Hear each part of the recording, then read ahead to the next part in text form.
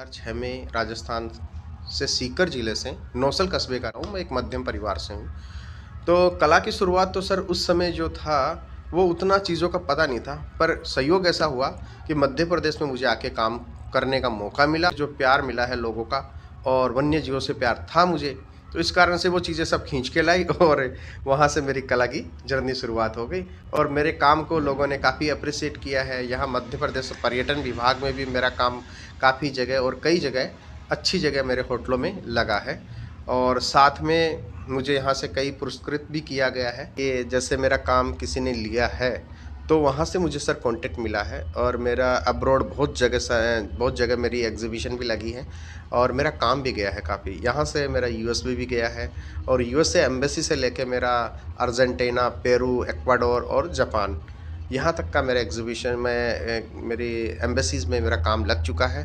और आर्ट के माध्यम से मैं इतना ही कह सकता हूँ कि आर्ट में पैसा है, पर आपको समय देना पड़ेगा और समय के साथ में ही पैसा आएगा। ऐसा नहीं है कि आप शुरुआत में ही एक्सपेक्ट करें कि मुझे पैसा आना ही चाहिए और अगर पैसों को देख के आपने काम किया तो आप अपने काम में स्किल डेवलप नहीं कर पाएंगे। बनने की सोच रखते हैं और आगे बढ़ना चाहते हैं जीवन में, तो मेरा यही कहना है कि आप अपने एक सब्जेक्ट को फोकस करके आप एक सब्जेक्ट को बनाए रखें और उस पर काम करें और उसके स्टडी को बारीकी से समझें।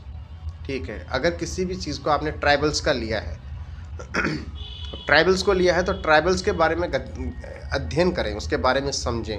मैं नहीं सोचता कि आपका आर्ट वर्क बिकेगा, आपका बहुत महंगा बिकेगा, बहुत अच्छा बिकेगा, पर उसको डीपली हमें करना पड़ेगा। किसी भी सब्जेक्ट को लेकर अगर काम किया जाता है तो बहुत अच्छा आगे बढ़ सकते हैं सर।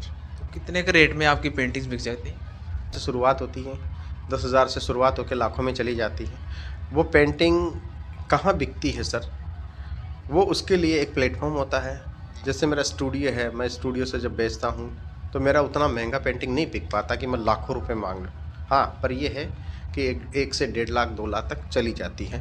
हाँ, बाकी अगर यही काम अगर बढ़िया आपको प्लेटफॉर्म मिलता है, बढ़िया जगह गैलरी में एग्जीबिशन शोज़ करते हैं, आपका एक पेंटिंग का परफेक्ट साइज़ हो, जो प्रेजेंट टाइम में देखते हैं कि बहुत सारे जो कॉरपोरेट्स हैं, जो बहुत सारे ऐसे लोग हैं जो उनको बड़े काम भी अच्छे पसंद आते हैं, तो उनका पैसा मिलता है, अच्छा मिलता है।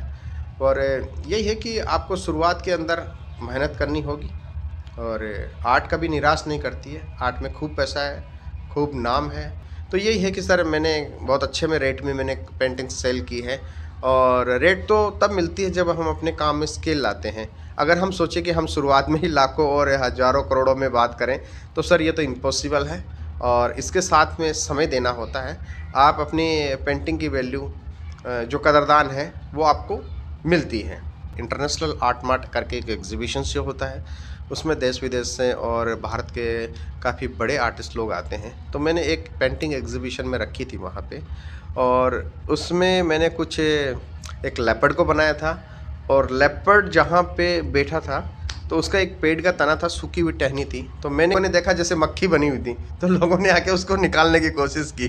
तो ऐसे बहुत सारी जो हुई है चीज़ें, तो मैंने उनको बताया सर ये चिपकी नहीं हुई, इसमें बनाया गया है ये। मेरे जो काम के ख़रीदार और जो कदरदान है, मैंने देखा है कि वो बहुत ही हाई अपर क्लास है। जैसा कि मेरा काम काफ़ी जगह इंडिया में देखते हैं तो लोहिया इंडस्ट्री हो गई, इन्फोसिस IT कंपनी हो गई, उसके अलावा खेतान भी हो गए, बहुत सारे। अभी मुझे डालमिया जी का एक हवेली है राजस्थान झुंझुनू के अंदर, वहाँ से भी मुझे ऑफ़र मिला है। मेरा परिवार है मध्यम परिवार है, मेरे परिवार में इतने कोई एजुकेटेड लोग नहीं हैं क्योंकि मेरे पिताजी भी है, वो भी एक साधारण से व्यक्ति हैं और उन्होंने मुझे पेंटिंग के बारे में उन्होंने कुछ नहीं बताया। उन्होंने एक ही चीज़ बताई कि जो तुम्हें फील्ड अच्छा लगता है उसमें जाओ और उसमें बेस्ट करो।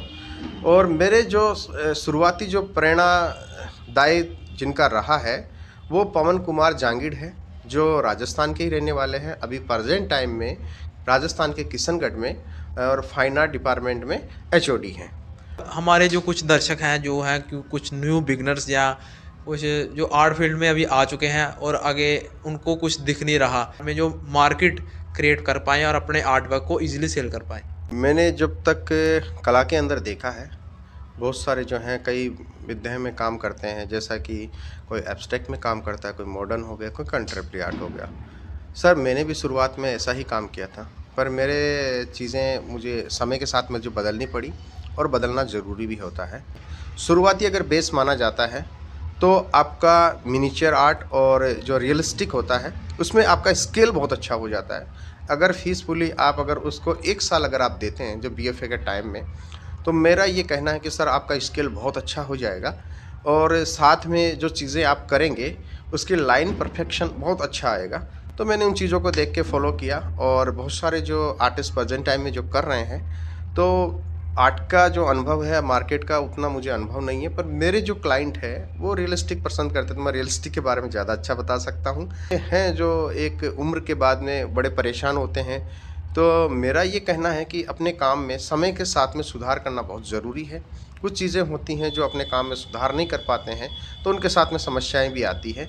आर्ट को एक अलग माना गया है, क्योंकि जैसे हम एक एमबीबीएस करते हैं या कोई भी डिग्री लेते हैं तो एक बड़ी अध्ययन करते हैं, उसके को एक साधारण सब्जेक्ट ना समझें। आर्ट को भी एक ऐसा फील्ड माने जिसके अंदर ज़्यादा नहीं तो कम से कम पर डे प्रतिदिन आप 3 से 4 घंटा तो देना अनिवार्य है। अगर आप इस स्केल से काम कर लेते हो तो आपके काम का जो स्केल है ना वो बहुत अच्छा निकल के आएगा, बहुत बेहतर मिल जाएगा।